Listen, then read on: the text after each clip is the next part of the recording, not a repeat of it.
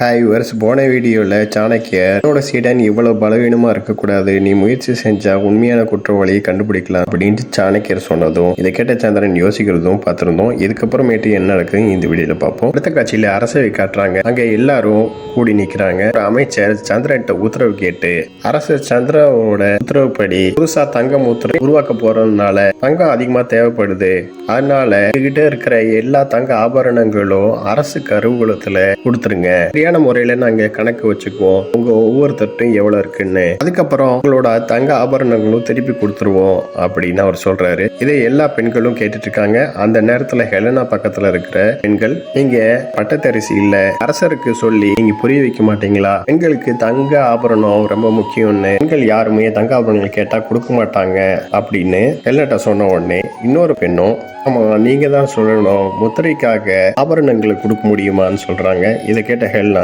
அரசர் தங்க ஆபரணங்களை திருப்பி கொடுக்கறோம்னு சொல்லிட்டாரு, இது மட்டும் இல்லாம வெள்ளி நாணயங்களை தங்க நாணயங்களா மாத்த போறோம்னு தெரிவிச்சிருக்காங்க, அதனாலதான் இப்ப ஆபரணங்கள் தேவைப்படுது அப்படின்னு ஹெல்னா சொன்னோடனே இன்னொரு பெண் ரகசியமா ஹெல்னாட்ட பேசுறாங்க. உடனே ஹெலனா, அந்த விஷயம் எனக்கும் தெரியாது அப்படின்னு சொல்றாங்க. இந்த விஷயத்துக்காக உங்க எல்லாத்துக்குமே ஒரு நாள் அவகாசம் கொடுக்கும், சூரியன் அஸ்தமனத்துக்கு முன்னாடியே உங்களோட தங்க ஆபரணங்களை அரசு கருவூலத்துல கொடுத்துருங்க அப்படின்னு சொல்றாரு அந்த அமைச்சர். அந்த இடத்துல நந்தினியும் கேட்டுட்டு இருக்காங்க. அந்த இடத்துல அவந்திகா, அதுக்கப்புறம் நந்தினியோட பெரியம்மா ஒருத்தர் பாத்துக்கிறாங்க. அதுக்கப்புறம் தனநந்தன் மனைவியும் பதட்டமாகறாங்க. எல்லா பெண்களும் இந்த இடத்த விட்டு போறாங்க. அடுத்த காட்சியில சூரியன் அஸ்தமாகிறத காட்டுறாங்க. அடுத்த காட்சியில ஹெலனா, துர்தரா, அதுக்கப்புறம் நந்தினி இவங்க எல்லாருமே தன்னோட தங்க ஆபரணங்களை ஒரு பெட்டியில வச்சு எவ்வளவு இருக்குது அப்படிங்கிற கணக்கெடுப்போம் ஒரு பேப்பர்ல எழுதி இந்த அமைச்சர்கிட்ட கொடுக்குறாங்க. இப்படி ஒவ்வொரு பெண்களும் கொடுத்துட்டு இருக்கிற போதே சந்திரனும் சாணக்கியரும் பார்த்துட்டே இருக்காங்க. அடுத்த காட்சியில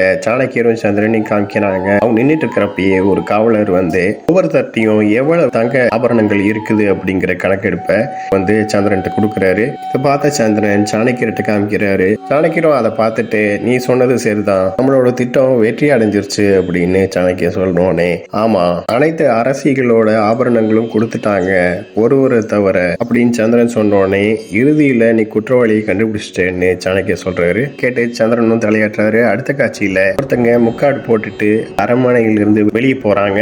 சந்திரனும் தொடர்ந்து போறாரு மாறு இடத்துல. அடுத்த காட்சியில சந்திரன் முக்காடு போட்டு போன ஒருத்தங்க யாரு அப்படின்னு பாக்குறதுக்காக ஜன்னல் சைடு முடிஞ்சிருந்து பாக்குறாரு. முக்காடு போட்டு வந்தவங்க அந்த முக்காடு எடுக்கிறாங்க. இதை பார்த்த சந்திரன், அரண்மனையோட பணிப்பெண் ஆச்சு, இவன் இங்க என்ன செய்யறான்னு மனசுக்குள்ள நினைக்கிறாரு. அந்த நேரத்துல அந்த பணிப்பெண், இந்த ஆபரணங்கள்லாம் நான் விற்கணும்னு நினைக்கிறேன் அப்படின்னு அந்த நகைக்கடைக்காரர்கிட்ட சொல்றாங்க. அந்த பணிப்பெண் ஆபரணங்களை பார்த்த சந்திரன், இந்த ஆபரணங்கள்லாம் அரச குடும்பத்தை சேர்ந்தது, உங்களுக்கு எப்படி கிடைச்சது அப்படின்னு சந்திரன் நினைக்கிறாரு. அதே நேரத்துல அங்க இருந்த நகையை விற்கிறவரும், ஆபரணங்கள்லாம் அரச குடும்பத்தை சேர்ந்தது மாதிரி இருக்கே, பாதி விலையில தான் என்னால விற்க முடியும், இந்த விஷயம் தெரிஞ்சிச்சுன்னா ஏன் மேல திருட்டு பழி சுமத்திடுவாங்க அப்படிங்கிறாரு. பணிப்பெண்ணும் சரி கொடுங்க அப்படிங்கிறாங்க. அந்த நேரத்துல சந்திரன் மாறுவேடத்துல இருந்து வெளிவந்து வாழை நீட்டி நிக்கிறாரு. இதை பார்த்த உடனே நகை விற்கிறவும் சரி அந்த பணிப்பெண்ணும் சரி பயந்துறாங்க. பணிப்பெண் பயந்து மன்னிச்சிருங்க அப்படின்னு சொல்றாங்க. சந்திரனும், இதுக்காக இவ்வளவு தங்க ஆபரணங்கள்லாம் உனக்கு கிடைச்சதுன்னு எனக்கு தெரியும், மரியாதையா நீ செஞ்ச குற்றத்தை சொல்லிடு, இல்லாட்டி எப்படி வர வைக்கணும்னு எனக்கு தெரியும் அப்படிங்கிறாரு.